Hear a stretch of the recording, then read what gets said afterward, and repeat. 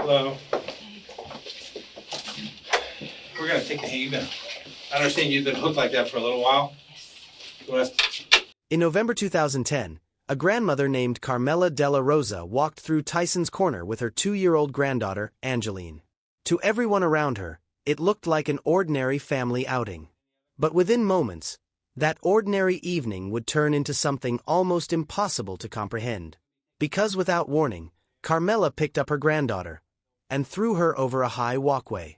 What followed was not just an interrogation about violence. It was an attempt to understand how a person could carry years of resentment, emotional instability, and buried anger, until it all collapsed into one irreversible act.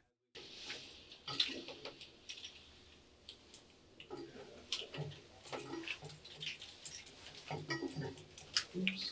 Sorry about that.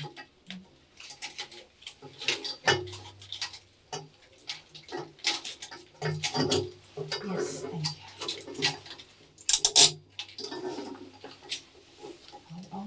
Nope, sorry. Hey, you want to stand up and stretch for a minute? Oh, yes.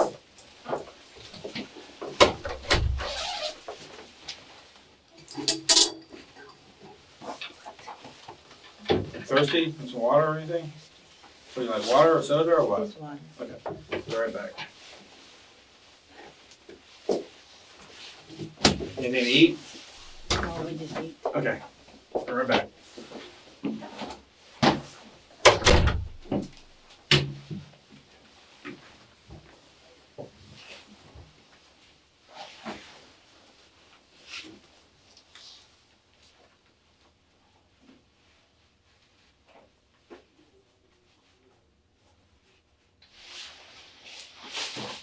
I'm Detective Castellan.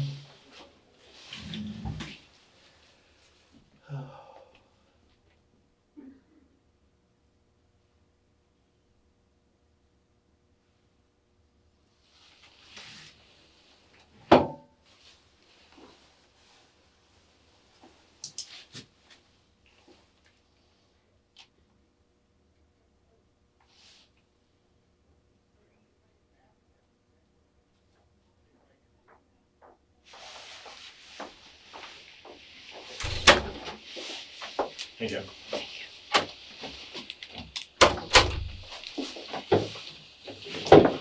go. My first name's Steve. Yeah, I don't even know your first name. I know him by Castellan. We always call each other by their first names, so our last names. So, Carmella, we want to ask you some questions about tonight. I don't want you to answer anything right now, okay? I want you to listen to me first. I'm gonna read your rights to you, and so you know what's going on. Obviously, you've been handcuffed to the wall. You're not free to go.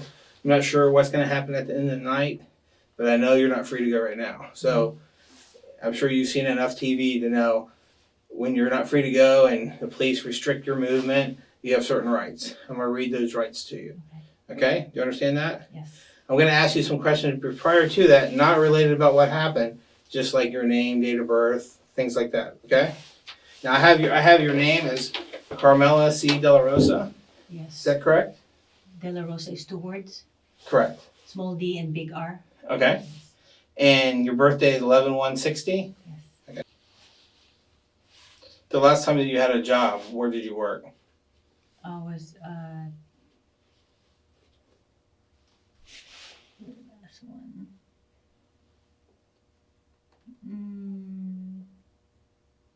I don't know which one I quit.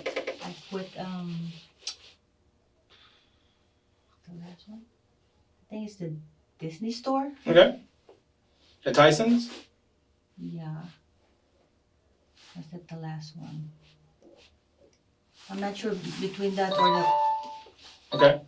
And is English your first language? Yes. Okay. But I was born in the Philippines, so I know Tagalog. Okay. But you feel comfortable speaking in English? Yes. Okay.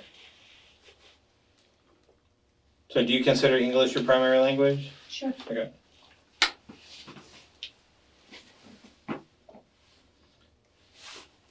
How far have you gone in school? 2nd year college. Where'd you go? I went to the Philippines, pre-dental, and I also went to Strayer University in Washington, D.C. Data processing. And when did you leave Strayer? What years you were there?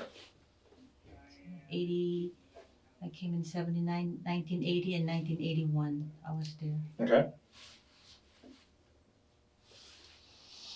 Are you any kind of on medications right now? Do you take medications? Yeah, but I haven't been taking Okay. So in the last 24 hours, have you had any medication? No. Okay. How long have you been married? it. Last October 27 was 29 years. How's that been going? A good 29 years or? He's very good. He's very patient. Uh-huh. What does he need to be patient with? Just normal day-to-day things or is there other issues? With me, Okay. Why does he need to be patient with you? because I tend to be impatient. With just daily life or? Like finances and, if things are disorganized. Mm-hmm. Yeah. Based on your lack of patience, does that cause friction with him? In a way, yes. Okay. We were talking to him earlier and he said that you guys had planned a trip to go to Ocean City and you decided not to go. Yeah, it's like Why did you decide that? it's like I couldn't get out of the house. How come? I don't know. I just couldn't. Mm-hmm. While he was gone, when did he leave? They left Wednesday. Wednesday, like around 4. Okay. I came back today. Okay. So from Wednesday till today, did you ever leave the house? No, I just stayed home. How come? I couldn't leave the house. But in your mind, in your opinion, what was keeping you from leaving the house? I don't know. I just couldn't get out. Huh? Was it the weather? Was it your situation at home? Or you were having a lot of fun at home and you didn't want to leave? Or I don't know what to say. I just okay. couldn't Has get out. that happened to you before, where you couldn't leave the house? Before. In your 29 years of marriage, has that ever happened before, where you couldn't leave the house? This is different. Okay. What's different about it now? Before, I really could leave the house except this time. Mm-hmm. Oh, before, like when I get depressed, I Right. stay home. And I don't want to go out. So is that kind of like a defense mechanism for you? When you're depressed, you want to stay home? Yes. And it's easier to deal with your depression at home? Yes, by myself. Okay. You kind of shut everybody else out? Yep, I don't talk to nobody. All right. You had mentioned earlier when we were going over your rights form that you suffer from depression. How long have you suffered from depression? It started in 2000 when my father died. We were back home and he was just supposed to go to the hospital for a checkup. And he never came out after 7 days. It's like there was no closure. Mm-hmm. And I'm Papa's girl. Are you the oldest daughter? I'm the youngest.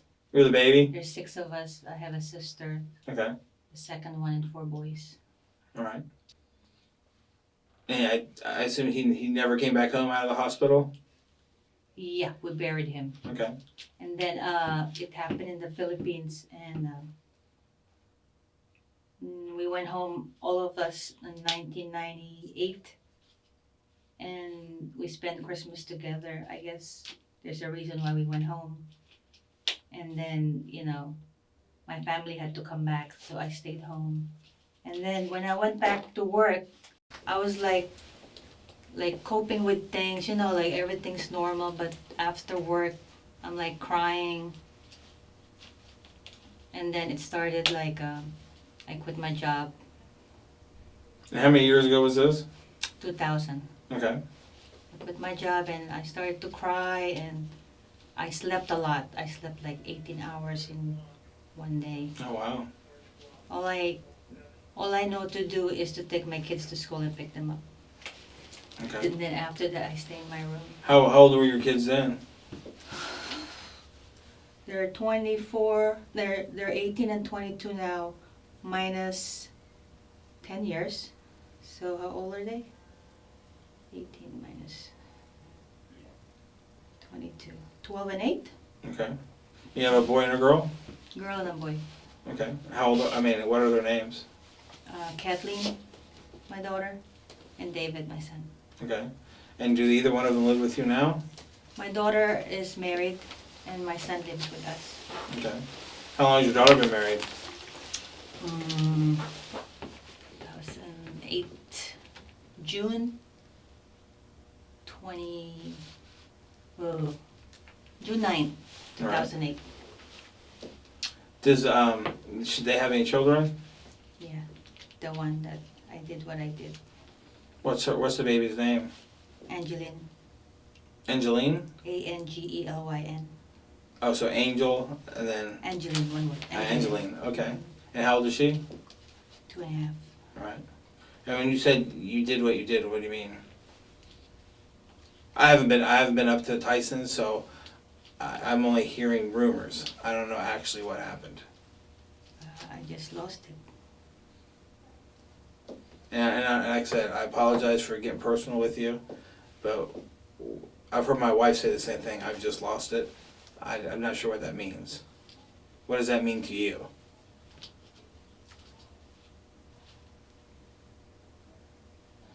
When you say I just lost it, are you justifying what you did by I just lost it? Is that what you mean? What does that mean? Justify. You're trying to give a reason for what you did to the baby. So are you saying I just lost it, meaning what did you lose? Did you lose your purse? I lost my mind. You lost your mind, okay. And when you say you lost your mind, what do you mean by that? I did that terrible thing. Okay.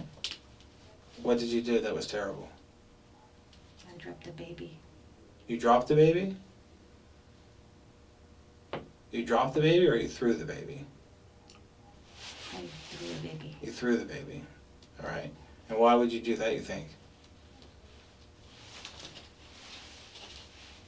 I know it's hard to talk about it, but it's important in order for us to get the help that you need, if you do need help, and to give, I'm sure your daughter is going to have a lot of questions.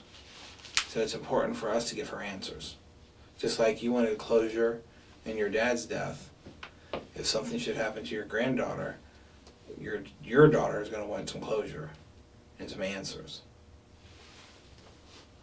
Well, today we were at the food court, and I'm supposed to go home to my country last week because my brother died. And everything was arranged, but then there's that thing again, like I couldn't leave. Mm-hmm. My husband had the ticket and everything. But like, I feel like I need to go home, but I want to be with my family. Your family here? Yes. Okay. But you also felt like you need to go and be with your extended family, with your brother dying? With my sister went home from the World Bank. My Mhm. brother from Germany went home. And then I feel like if I go home, like my family, maybe they won't want me to come back anymore. Right. So I decided that morning I'm supposed to go to the airport, like I couldn't get out of the house again. Right. So I didn't move. So what happened in the food court tonight that made you... Before investigators could understand what happened that night, they first had to understand Carmella herself. She described a long battle with depression, one that she traced back to the death of her father. According to her, that loss changed everything. Her routines fell apart, her motivation disappeared, and over time, her life became defined by isolation, emotional instability, and a growing sense that she was losing control of the people and structure around her. By the time of this interrogation, she had already stopped taking her medication. And that detail mattered, because it became one of the central explanations she gave for what happened. Like everybody was like they're like, my husband, my son, my daughter, they're like, they have their own thing. Like I'm not included. Right. So were you mad about that? In a way. You Okay. know, I'm not included. Right. So you weren't included in the conversations, or you weren't included? Like they have their secret whatever, the way they look at each other. Right. And then my husband said, because I couldn't eat anymore, he said, you cannot force somebody to do something they don't want to do. Like it triggered something on me. I don't know what. Right. And then my son, we went downstairs to get some ice cream, my daughter, and my son was like he said I was messing with him. I was just talking to him about, you know, things. They just came back.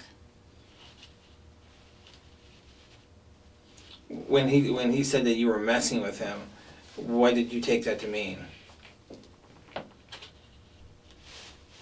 Because I took the camera, I was joking to take his picture, Mm-hmm. but I was really gonna take a picture of my son and my husband and my daughter coming back. Right.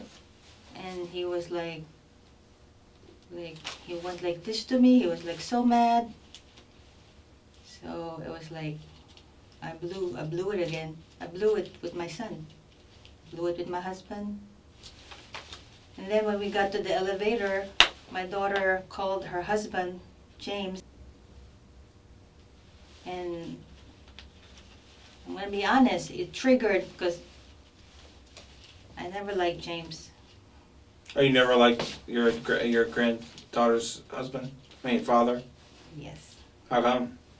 Because it was the first boyfriend, and I felt like my daughter didn't have a chance to explore, not really sleep with other men, but explore other people. Right. Explore life. Yeah. Right.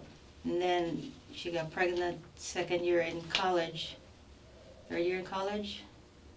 You know, things would have been better if, you know, if you're gonna do it, protect yourself, not have a baby, and then Right. when the baby came.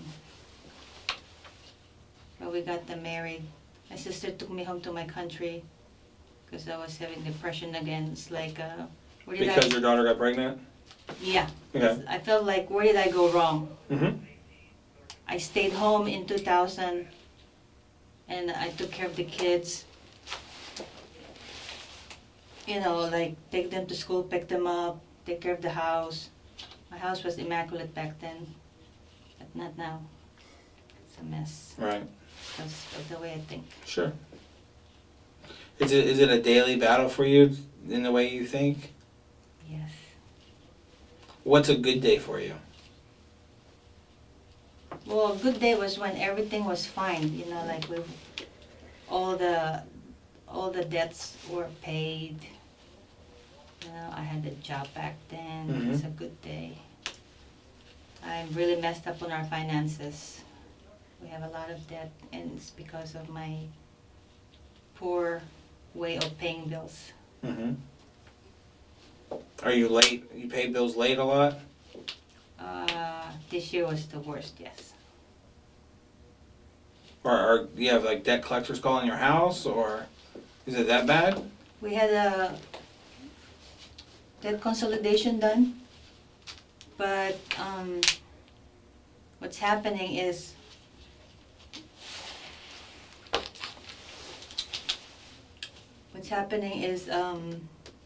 I OD'd in August because I've been looking for a job, apply online, position filled. I went to job fairs.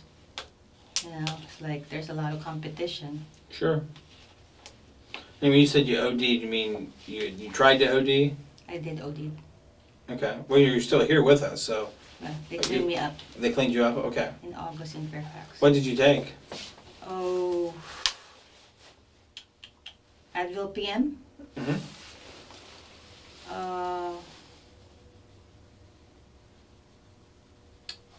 Hydrocodone. I think that was my husband's. Do you remember what milligrams of hydrocodone? No. So it was your husband's prescription? Hmm. Okay. And some other sleeping pill. I don't remember anymore. And that was in August of this year? August. And what made you want to overdose? because was looking for a job. I couldn't find a job. And so how did that make you feel? Not finding a job.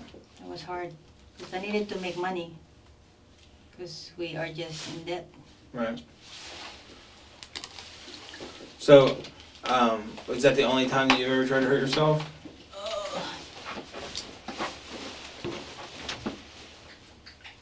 In September, the weather was. I went to the job fair at BJ. BJ's Wholesale? Yeah. Okay. And then I saw all those people again, and I felt like, wow, I have a lot of competition. So they took my my urine test, and then that week I was waiting for the exam, and it's like, you know, where is the announcement? You know, Mm-hmm. the weather was like that weekend was very like rainy and cloudy, so I got depressed again, so depressed. So that Monday I went to Skyline Drive and I drove myself off like a little gap, my van. I went Was down. anybody with you? No. So you did it on purpose? Yes. Okay. So I went down like I don't know, 12, not 12 feet. What's 12 feet? Is 12 feet? It's probably, it might be 12 feet all the way across. No, Maybe a little further. further. Yeah. And But then you went down, like straight down, off the road? I went down, yeah. Uh-huh. But I was able to climb up. How did you stop? Did you hit something? I must have, because the airbag came up. And then I went out, and then I went around this thing. Then I was able to climb up. And what happened then? Did the police come or anything? Anybody show up to help you? Some ranger over there, and they took me to some little hospital. Not really a hospital. I forgot the name of the hospital. Okay. And then they took me to, voluntarily I went to Winchester. Oh. Like behavioral science, Mhm. psychiatric place? Mm-hmm. Okay. And then, And what did they treat you for? depression. And then when I was there, I got the call from BJ. I was so happy. Oh, good. So I came out and I was expecting everything to be okay. And then I felt bad. I don't have the van anymore. Felt like, what have I done? Mm-hmm. So I went on training, but I couldn't concentrate on the training. Mm-hmm. And then the last day of training, I didn't show up at BJ. I got pretty upset also that with all my experience in what I wrote down on my resume, they're only gonna give me minimum wage because they said that you have to stay in one place for a year. Well, I stayed in the bank for 13 years, but the other part-time jobs were, you know, short periods of time. So I felt bad, and I didn't show up on the last day of training. So you didn't complete the training? No. And Did you ever go back after that? No, I felt like, you know, they probably won't take me back with Right. what I've done. Right. Well, on those nights in August and September, and now going back to BJ, is there something you're upset about? What were you upset about tonight?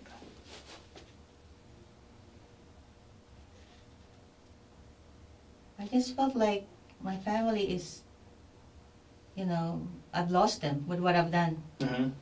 and they have their own thing. When your daughter called James, you were talking about when you were getting on the elevators, when your daughter called James, and you said and you told us you don't like James. What did that make you think at that time when she called him? I felt like, you know, she's with me, and It's like, even if she's with us, James is always like in the picture. You know, just be with us. And you're talking about your daughter. Yeah, Are you jealous of her and James' relationship? honestly, Mm-hmm. yes. And what aspect of the relationship are you jealous of? Like he took her from me too early, At a young age? and he didn't give her a chance to, you Mm-hmm. know, explore. Right. So when you get off the elevator and you guys are walking through the food court, what made you decide to do what you did? I mean, are you walking and getting angrier because of the conversation with James? Yes. Okay. So tell me what you're thinking if you can remember.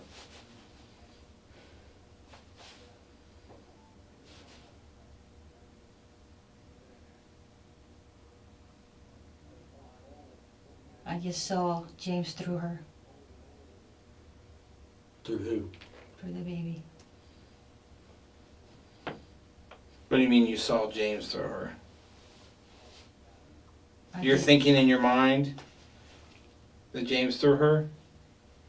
that no, not James through her, that, you know, James is connected to this person. To the baby? Yeah. Okay. So when you're looking at your granddaughter, you're thinking about James. Yes. What makes this case disturbing is that Carmella does not describe her actions as random. The more she speaks, the clearer it becomes that this was driven by accumulated emotional resentment. She felt ignored by her family. She felt excluded from their closeness. And most of all, she appeared to believe that she had been replaced, emotionally, socially, and even within her own home. In her mind, every small interaction that night reinforced the same belief: that everyone else shared a bond she was no longer part of. And that growing sense of rejection seems to have built into something far more dangerous than sadness. It became anger. Based on that phone call. Yes. Okay. What are you thinking about, James? Like, I'm with my family, why are you here? Right. So what did you do? Because my understanding is, as you're walking out, the baby's walking. Your granddaughter's walking out with you. Yeah, Okay. When do you decide to pick her up? because it's the walkway to go Mhm. to the parking. Right, the garage. Yeah, I picked her up and Okay. then Now, when you picked her up, what are you thinking? I thought about James, Right. and then I threw her. Okay. So when you picked her up, were you picking her up to hold her, or were you planning on doing something else? I did what I did. Right. But what I'm trying to get at, when your granddaughter's walking and you bend down and you pick her up, at that moment you know what you're gonna do. Are you gonna go ahead and, when you get closer to the rail, you're gonna throw her over? Was I conscious that I was gonna do that? Yeah. Yes, Okay. And what was the reason for doing that? because I thought about James. Okay. Because you're mad at James. Mhm. You're mad at the relationship Mhm. that James has with your daughter, and he took her from you at a young age. Yes, He got her pregnant before they got married? yes, Okay. Did that upset you? oh yes. Was that a big problem with you and your daughter, that she got pregnant early? Big problem with us, big problem with me. Mm-hmm. Did you think that she was raised better than that? Like No. she had better standards, higher morals than that? Yes. So Carmella, I guess what I don't understand is why tonight? Your daughter was pregnant 2 years ago? There's been ample opportunity to hurt someone before this. Why tonight? I don't know, maybe because I haven't taken my medicine for a while. Right? But in talking to you, I will agree with you 100%. It's not a normal thing to throw a child off of a high railing and throw her to hurt her. But it sounds to me like you're thinking pretty clearly. You're upset because James called and has ruined your family time. Mm-hmm. He's pissed you off. Yes. So you're getting back at him by hurting his daughter. Is that a fair assessment, or am I thinking of it wrong? No, that's right. Let me ask you about, you said you were upset with James and you were seeing James through the baby. What's the baby's name? Angeline. Angeline? Were you mad at Angeline as well? In a way, yes, because everybody loves her. My husband feel like she loves her more than me. Mm-hmm. David, my daughter, is like, there's no more love for me. Right. When you said earlier that your family has that secret thing, they have that thing and you're left out, is part of that secret thing Angeline? No, it's just the way they're like communicating with their eyes, without talking, that I'm not included. But while they were eating, didn't you take Angeline and go walk around with her while everybody finished eating? Yeah, Okay. she went to the electric door, and she liked that, Right. so we did it. So you were playing with the door with her? Okay. So at that point, why not hurt her then? I wasn't as mad. Okay. So you were having a good time with her then? Yeah, And what ruined that good time? James' phone call. All right. Kat's phone call to James. And, people who are not sitting in this room may not understand that. That, you're having a good time and something triggered it. Mm-hmm. That, hey, I'm on the phone, I'm with my daughter, she gets a phone call, and, hey, you're taking time away from my family time. How dare you? I don't know if she called her or the other way around, but I just feel like she's with us. Right. Just let her be with us. Because up to that point, you were okay with Angeline. Yes. You were walking around with her, you were playing with the electric door while the rest of your family was eating. Right. You walked down, she took a train ride, didn't she? She did with me. We're experiencing joy at that point. Yes. Was there anything else throughout the night that took the joy from you? It's everything compounded. My family's secret thing, Right. David getting mad at me, and James' phone call.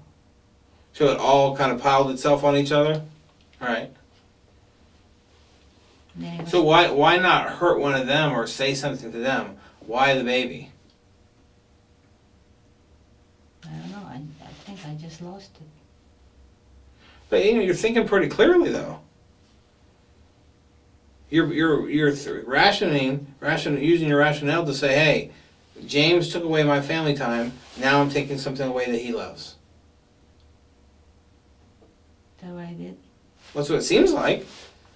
I mean, if I'm not misstating your words, you said that you threw Angeline over because James called, and you're mad at James because he took your daughter from you at an early age. Is that right? Everything. He got her pregnant early. They got married early. Did she finish college? She did. Last May. How long have you been harboring these bad feelings for James? Ever since high school. Ever since your daughter was in high school? Did they go to high school together? Yeah. Where did they go? Bishop O'Connell. Okay. Is James a good guy, or does he treat her right? He's really a good guy. I just feel like my daughter got robbed of things, Right. and I'm still dwelling on that Okay. up to now. So, once you threw Angeline over, how did you feel afterwards? I felt bad. That was my granddaughter. Right. But in the process, I was thinking about James. Right. What were you thinking right when you threw her? that this is James. He owns this one. Right. This is James or this is James's? This is his possession. This child is his possession. Yes, So you were trying to hurt James? yes. What part of you wanted to hurt Angeline? Nothing really.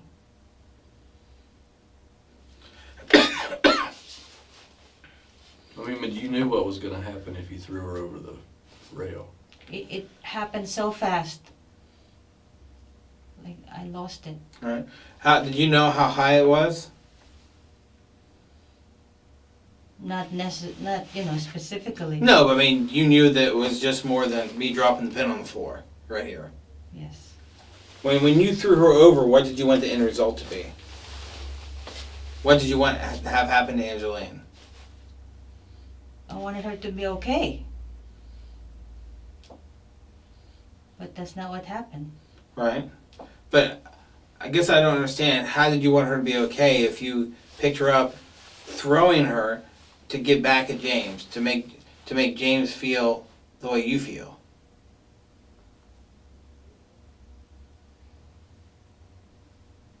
I mean, did you want to kill Angeline?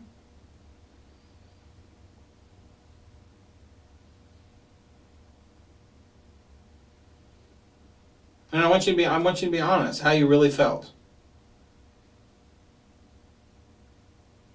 I guess if she's gone, then No, she's not gone. she's okay.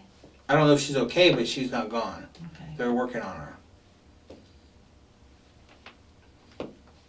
I guess if she had been gone, I would feel good that James doesn't have her anymore. Right. So when you picked her up and you're looking at her thinking about James, you throw her over the railing in hopes to do what? For her to be gone. To be gone permanently? Yes. Okay. Were you thinking about the whole time, or was it just real brief that you thought you wanted to kill her? Just that moment. Okay. I mean, the whole time where you were at the mall, and when your son didn't like the camera being taken out, and they're communicating in their secret way that you perceive, and James called, are you thinking that you want her dead this whole time? When did you start to have those feelings? When we were going out of the elevator. Okay. So what did you think? When did you decide that that was how you were going to kill her? I said, this is my last opportunity before we go home. Okay. So I picked her up and I threw her. Were you inside or outside when you thought that? Well, going from the elevator, we passed by the food court. Right. So the whole way you're walking through the food court, you're thinking, I need to pick her up and throw her over the railing so I can kill her?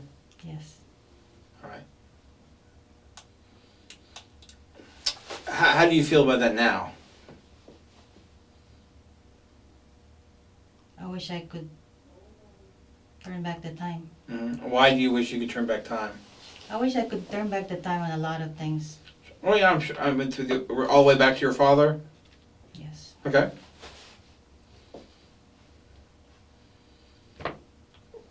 What do you think, in terms of your actions tonight? What do you think? Was it right or wrong? What I did was wrong. Okay. Why do you say that? Because a sane person wouldn't do this. Right. Do you know the difference between right and wrong? Yes. Okay. So if someone walked in the room and shot all three of us, would that be wrong? Wrong. Okay. Stealing a candy bar at 7-Eleven and not paying for it, Wrong. that's wrong? Helping an old lady carry groceries into the house, is that good or bad? That's good. That's good. So you know the difference between good and bad, right and wrong. Right. And in your opinion, what you did tonight is what? Wrong. And at the end of the day, why do you think you chose to do something that was wrong? Because I was mad at James. Still harbor this madness. Okay. And I know it's you hard. say madness, do you mean anger? Anger. And I know you don't like to think about this, but it was your anger that tried to kill your granddaughter, or your depression? My anger and my depression. One of the darkest parts of this interrogation is the way her resentment turns toward her son-in-law, James. This was not a sudden dislike born that evening. It appears to have been something she had carried for years. She blamed him for taking her daughter away too early. She blamed him for changing the direction of her daughter's life. And over time, that resentment seems to have hardened into something deeply irrational. Because instead of seeing her granddaughter as an innocent child, she began associating the child with a man she resented. And once that emotional connection formed, the child stopped existing in her mind as just a child. She became, in Carmella's thinking, part of the grievance. Your depression makes you not deal with the anger part of it? Yes. How have you changed over the last 12 years? How have I changed? Mm-hmm. Or since your father's death, since 2000, how has Carmella changed? Things are pretty okay at home. Mm-hmm. You know, I take the kids to school, pick them up, clean up the house, go grocery, Costco, cleaners, you know. You have your routine that you do every day? Mm-hmm. And you like that? Mm-hmm. When you say kids, what kids do you take to school? My 2 kids. Your 2 kids? Yeah. Okay. But since your daughter moved out, you just take your son to school now? Yes. Does he go to Bishop O'Connell? Yes. Okay. Is he a senior? Senior now. Okay. How's he doing in school? Probably not well Not well? Why? because of what I've done. How do you affect him in your daily life now? Why don't you think he's doing well because of what you're doing at home? Because of what I've done. You know, it's on the back of his head. In terms of overdosing and your depression? I'm not talking about tonight, just in general. Why do you think he's doing bad in school? Rebellion towards me. Is he against you? Yes. How about your daughter? I feel like she's more giving, forgiving, but not after tonight. Did your daughter pick James over you? I felt like she did. Have you ever had these discussions with her about this? Have I ever talked to her about this? Mm-hmm. About James, and you're jealous of James' relationship with her? Have you ever talked to her about it, your feelings about that? I think we did. Recently? No, back then. Okay. Before tonight, have you ever had any other times where you've been angry at James? Since they've been married and had the baby? I've always had this. In the back of your head? Mhm. Okay. How many times have you thought about doing something like this but didn't have the opportunity? To somebody else? Mhm. Just this time. This is the only time you've ever thought about doing something like this? Well, like killing somebody? Just this time. But for me, I did me twice, and then I cut myself. On your wrist? Yeah, When was that? this was October. Okay. Was that in Fairfax? No, this was just at home. Okay, you didn't go to the hospital or anything? No. Did your husband take care of you? I showed it to him. And he just put Band-Aid. Right. Sure. Does he help you take your medicine? Ensure that you take it? He wants me to take it, but I feel like I couldn't take it. Can you explain that to us? What do you mean by that? I can't put it in my mouth for some reason. So, when he says that he watches you take it, do you fake it? You don't actually swallow it? And when he's there, I take it. Okay, when he's there, you take it, no problem. He's been gone for the last 4 or 5 days. During that time, have you taken your medicine? No. Not at all? Okay. What are you supposed to be taking? What drugs? Fluoxetine. Fluoxetine, okay. Is that like Percocet? Yeah. Okay. And Terasodone. What's that name? Tetrasodone. Okay. Is that for depression? That's for sleeping, right? Is that like Ambien? Oh, I thought you know about. I know about He just some, looks but like a not doctor. that one. He just looks like a I doctor. did And- stay in a Holiday Inn last night, though. I'm Oh, just kidding. you're not Go from ahead. here. I'm just And some other medicine my nurse practitioner gave me. Mhm. Um, Wellbutrin? Wellbutrin. Right. The generic. Mm-hmm. Yeah. Okay. When's the last time you took your medication? Last week. He left on Wednesday. Tuesday, Monday.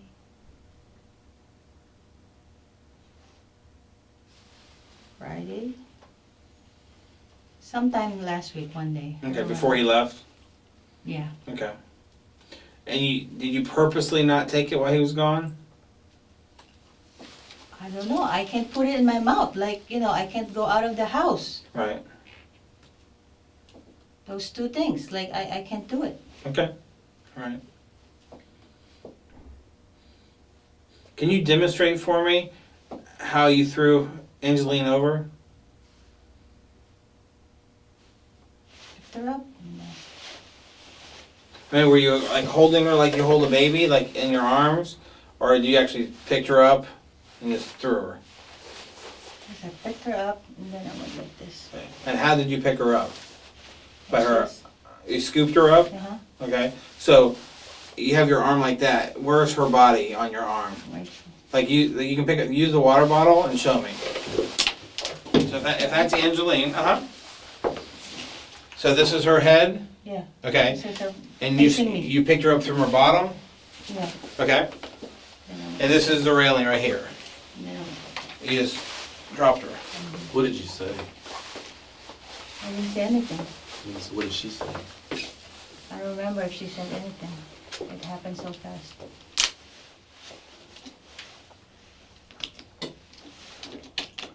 Did you watch her go all the way down?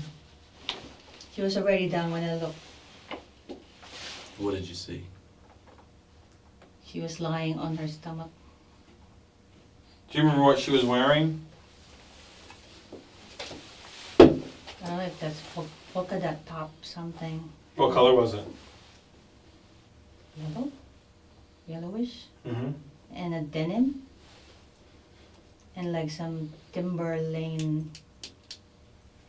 boots? Boots, do you take care of her during the day? No, not when I got sick. I used to take care of her. Okay. I used to take care of her like once a week. Not anymore? No. Are you ever alone with her now? No, How come?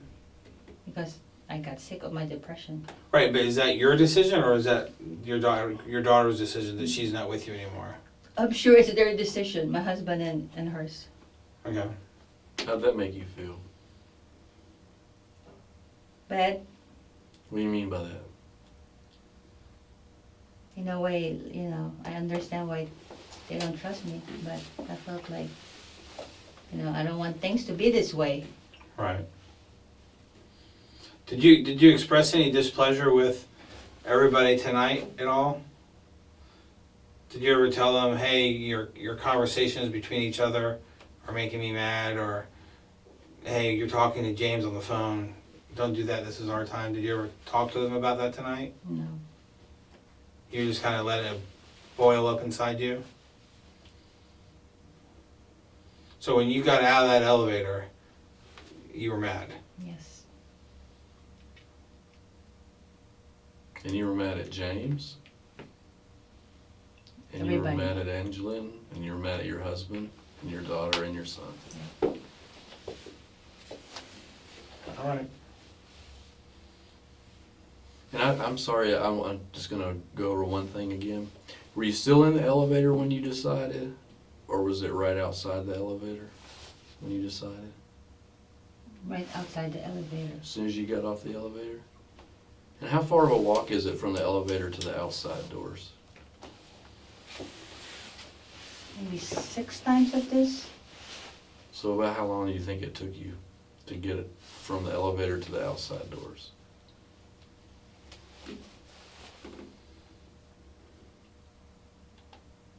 Five minutes? About 5 minutes? Because y'all weren't in a hurry, right? No. So for 5 minutes you were thinking about doing that? The most chilling part of the case is how quickly the motive narrows. This was not about a chaotic struggle. It was not about confusion in the moment. By her own account, the decision formed while the family was walking away. She described feeling angry, excluded, and emotionally overwhelmed. And during that short walk, those emotions focused on one idea: not confronting her daughter, not confronting her husband, not confronting the man she was truly angry with. Instead, she chose the most vulnerable person in the group, a 2-year-old child. That is what makes this case so horrifying. The act was not aimed at solving pain. It was aimed at transferring it.